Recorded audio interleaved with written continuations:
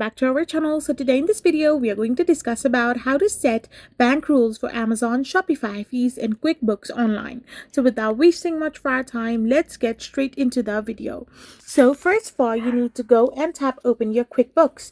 So once you're in your QuickBooks, to set up bank rules for Amazon and Shopify fees in QuickBooks Online, all you got to do is simply navigate to the rules tab in the banking center and create new rules using specific conditions based on the transaction descriptions. So first of all, you need to navigate to the rules section. So once you navigate to the rules section, you need to name the rule. You need to then specify transaction type and account. After this, you need to set the condition and assign the action. Once you have done this, review it and save it as well. It's completely optional, but you can simply auto add as well.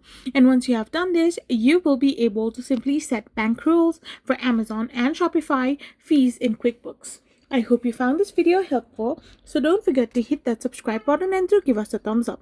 We will be back again with more informative videos. Thank you for watching.